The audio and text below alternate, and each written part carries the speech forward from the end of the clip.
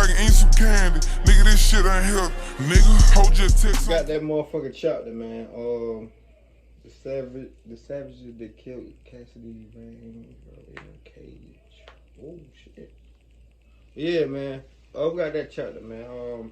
If we're gonna get done with this shit, I'm watching Heat right now. Y'all don't know what Heat is? It's on Netflix. It's with Robert De Niro and Al Pacino.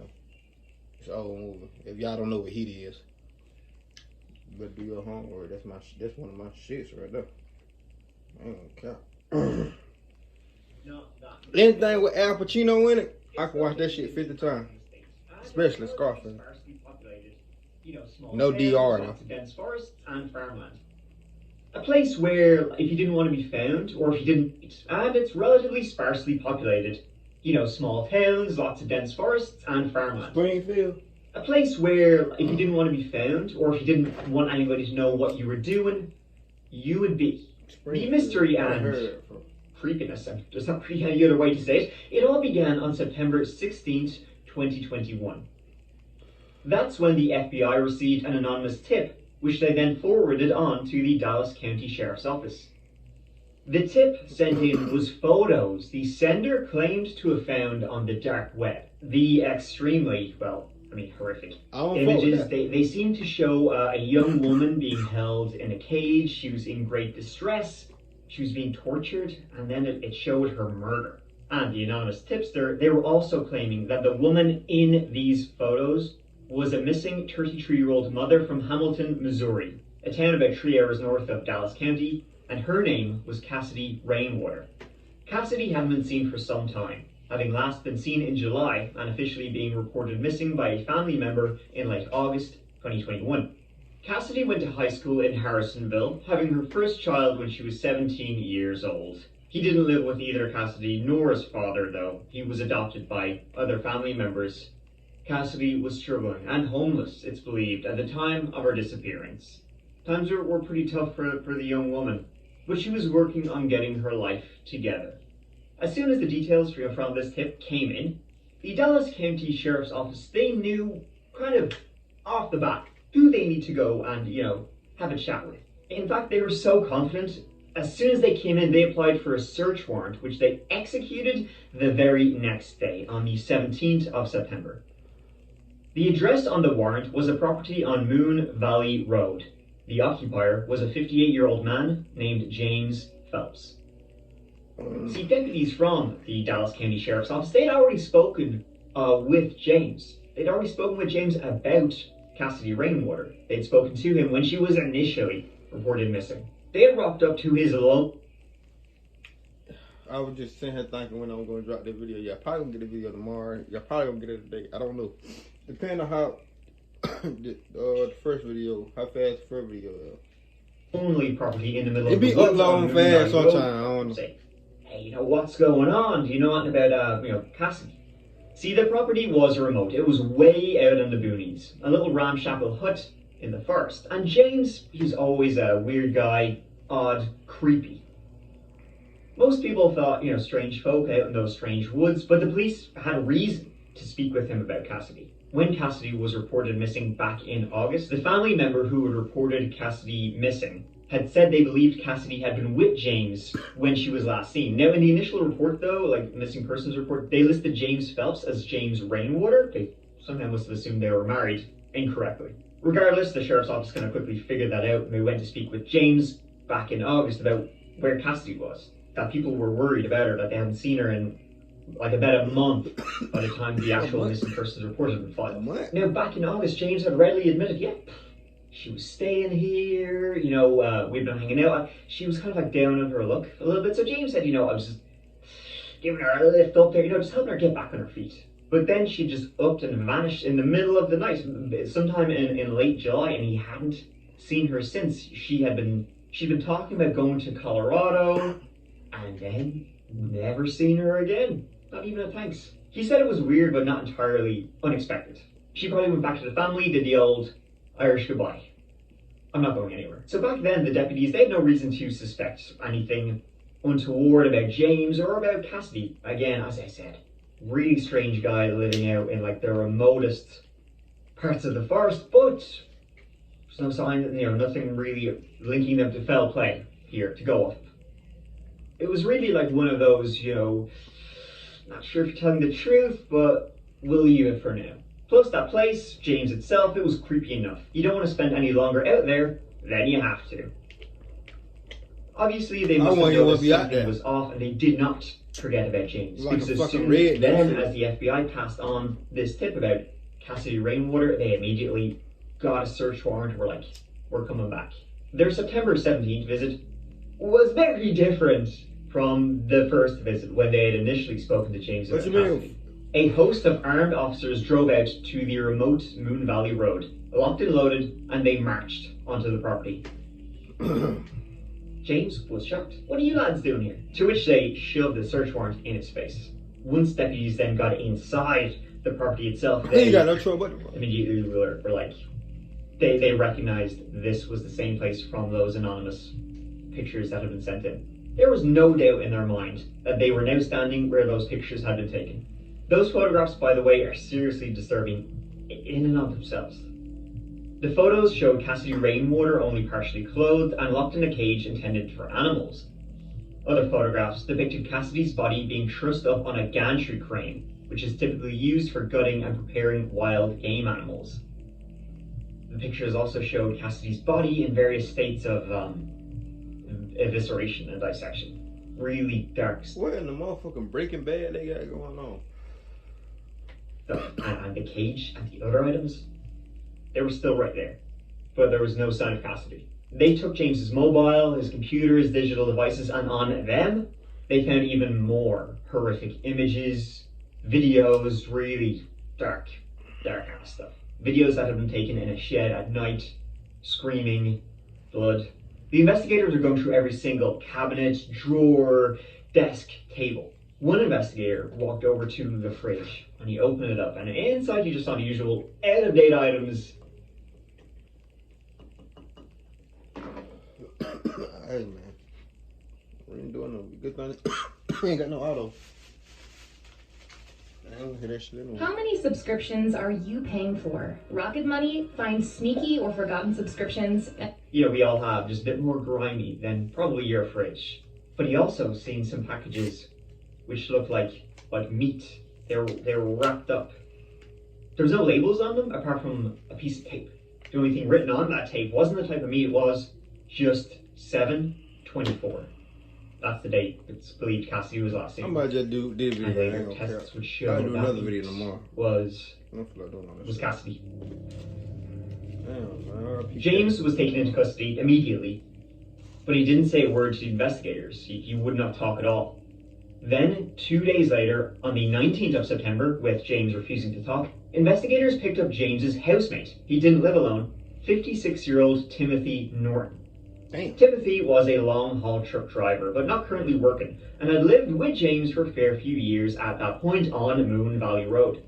When he was picked up, he was shocked. He said, didn't know anything about Cassidy. He didn't know anything about Cassidy, didn't know anything about pictures, didn't know anything about her being kept in a cage and then being tortured and dismembered. The police, though, were able to do immediately the old know you when they were able to prove his cell phone had been at that location on the 24th of July. Oh shit. So when confronted with this, little Timothy over here changed his story a bit. I don't know how many times I'm going to say that, but if you going on the motherfucking crime, or you finna commit a motherfucking crime, do not take your goddamn phone. How many times am I about to say this shit? Like, I mean a lot. Damn. He was a bit more talkative than his housemate, and he said not only did he know that Cassidy had been held in a cage, but he knew exactly what had happened to her. Oh man.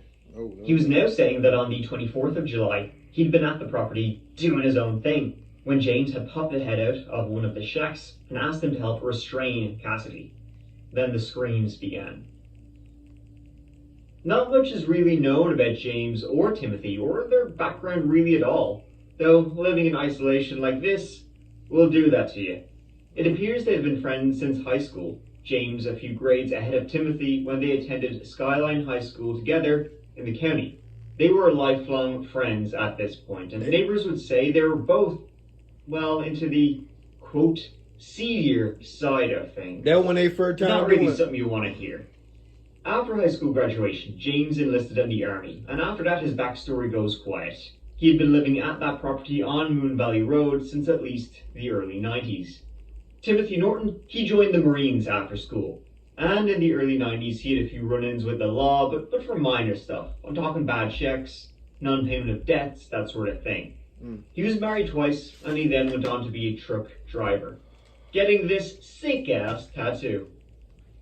The pair were close out in them woods, up to God knows what. Yeah, I got it. The search of the property lasted for weeks, and yeah, they found a little bit more than they were expecting, but also a little bit less than they were expecting. In a very weird twist, one of the buildings on Moon Valley Road burnt down.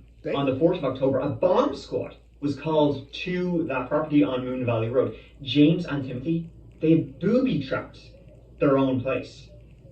Luckily, none of the police were hurt, but around the area, tripwires attached to improvised incendiary devices, multiple were found on the property. One of the officers must have tripped the wire. And the tripwire, the cages, everything they found made this seem like it was a lot bigger than two men murdering one woman and then eviscerating her. First of all, you got these images being put up solely on the dark web. Like, was there more here than just two creepy guys out in the woods? Was this more like a true detective kind of type situation? And it's incredible to think all of this was found due to an anonymous tipster sending in an email to the FBI, an email that had simply been titled Cassidy. And before we continue, let me just mention that this whole video is sponsored by Beam. The best way to get a dream powder is just pumpkin spice. Your immune system off. And if you're into CBD to really chill out, they have that dream. For somebody to come in, police, whatever, and they wanted this whole place to disappear. That's even in True Detective now that I think about it. And so with fires being started on the property, this really hampered the investigation a whole lot. Like, it made it so much harder. A lot of evidence was burned to the ground, and it was really hard to set up a timeline of what exactly happened and what else they could have been up to. Throughout their investigation, the county sheriff's office and FBI played their cards pretty close to the chest and released and confirmed very little information to the public. And so with this entire setup and very little being released, speculation was kind of like everywhere. And sure, I don't blame them. I mean, first of all, pictures up on the dark web of Cassidy. It's like, were there more pictures up there? The tipster, who sent this in? Who was viewing this? Still anonymous, so it's kind of impossible to say where they found these images, who they were they in like the same cahoots as this person. The only thing that's known about them is that they were in Germany, but I mean, sure, could have used a VPN or something like that to change their address. Had they been doing this for a while? I mean, you got two creepy guys out there in the woods, and the way it was done, it would lead you to think they had in fact been doing this for a while. So were others involved then? Rumors ranged from kidnap for hire and underground hostel-style rings, all the way to a full-blown cannibal meat black market. And the thing is, that seems at least partly true. I mean, she was held in a cage, her photos are put on the dark web, and then she had been chopped up into meat and put in the fridge. What were they going to do with it? I can hazard a guess. Like, were they going to sell parts of her online? On Bigo, you can watch the freshest content from the coolest streamers. Bigo. Fuck Bigo. Hey guys, did you know it's so easy for anyone to get a car now? So there's a website that helps. James had a profile on a BDSM site. Was he using that to contact victims Fuck is that? or for people who wanted to join in? BDSM stands for murder. When the house and the crime scene burned down, many were quick to scream cover up and claim it had been done purposely by law enforcement to cover up involvement of powerful local figures. That this had been going on, for years, and every time it nearly was leaked, released to the police or to the media, some local bigwig came in, shut that shit down. That there was way more to this. It wasn't just James and Timothy. A lot of people had visited that property on Moon Valley Road, and strings stretched out from there across America, from Missouri to Germany, maybe. Timothy Norton would finally give a fuller interview and statement to the police. He said James Phelps had called him over on the 24th of July to aid him in restraining Cassidy. Cassidy had been asleep in the living room on the floor, and so James thought this was the perfect moment. It should be easy to subdue. Timothy claimed he went in there, he held her feet down while James got on top of her and strangled her to death. After she was dead, the two men took her outside and attached her to a gantry crane where she was trussed up like a dead deer, and James then chopped her up. Once her body was completely dismembered, James and Timothy moved the remains to the bathroom of his house and placed them, piece by piece, into the bathtub. And from there he chopped... When I was delivering food one time, I had took, well, they was skinning the motherfucking deer. I would never want to see that shit no more. I ain't gonna even lie. her up like steak and into the freezer for... Ever again? Well, probably wasn't going to keep it just to look at it. After one appearance in court, Timothy told a local news station that... It just kind of happened. It seems like I told somebody else once, it kind of went sideways. And that he... But I deserve to die. And I'm ready for that. I'm ready to take life. You know, everybody harps at me, I'm a monster, I'm a monster, I'm a monster. They don't know who I am.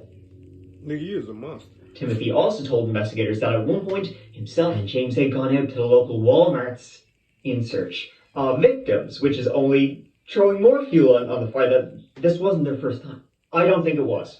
For some reason, Cassidy trusted James just staying with him. Why? They just got caught. He used that to his advantage. And I mean, Timothy's own story about how it went down, that she was sleeping and he held her down and she was strangled. The photos that the tipster had sent in show Cassidy was alive in the cage. This wasn't a quick death. She'd been tortured in there.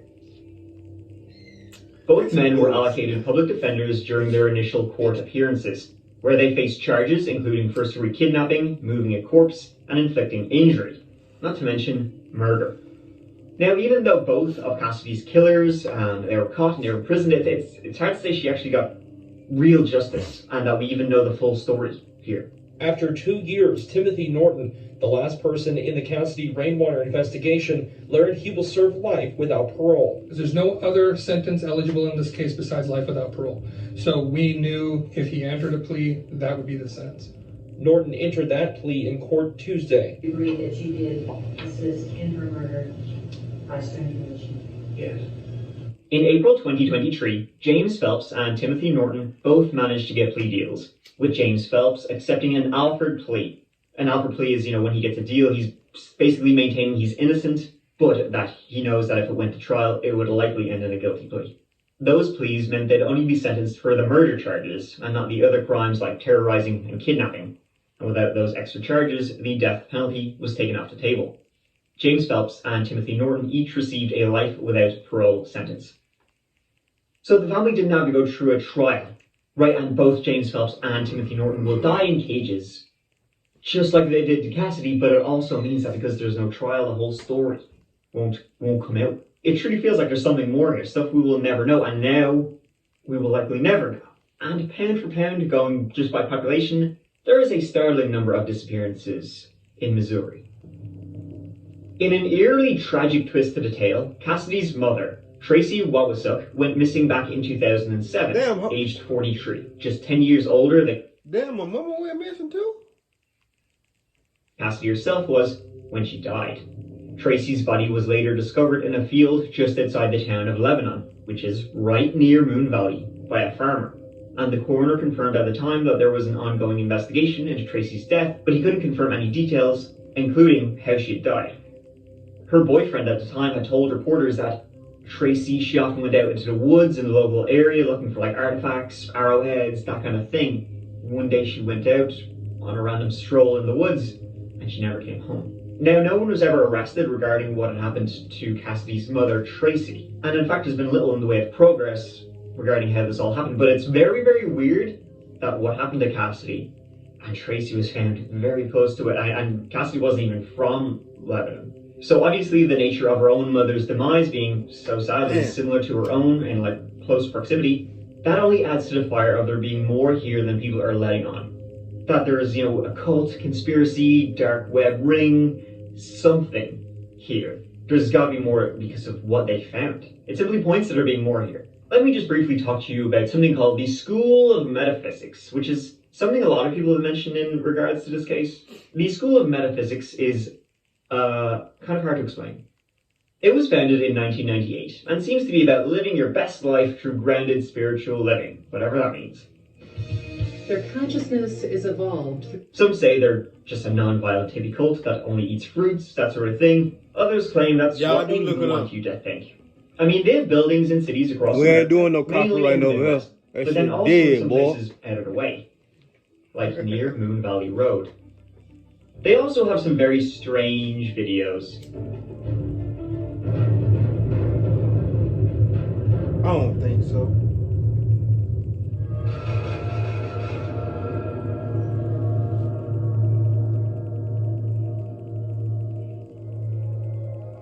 The Mayans of the Yucatan. This very small area in Missouri where a lot has happened, it just keeps adding to the strangeness. I mean, even a recent story I told, the abduction of Angela Hammond, that also happened not too far away, and that case has links to a lot of other missing people. I'm sure they're just, harmless hippies living out there in the woods, but they don't seem too popular in the town, and they're about as culty as it gets. And some say that they're looking at they have these remote properties. I ain't going that way. Hide skeletons, essentially, to hide what they're really up into. Maybe, the word occult has been used in that conversation a lot. And I wouldn't be surprised if James was involved with the School of Metaphysics at some point. He was with the Universal Life Church, which is very different. But if he was interested in religion, spirituality, he likely would have popped into the School of Metaphysics too. And for just such an out-of-the-way place, it seems like there's a lot in this area.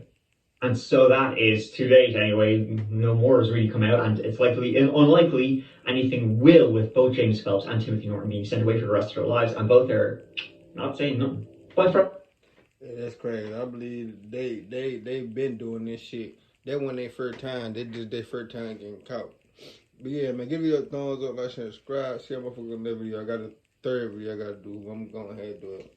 That being said, see how motherfuckers on that video. Let's ride. Roll to 5K, man.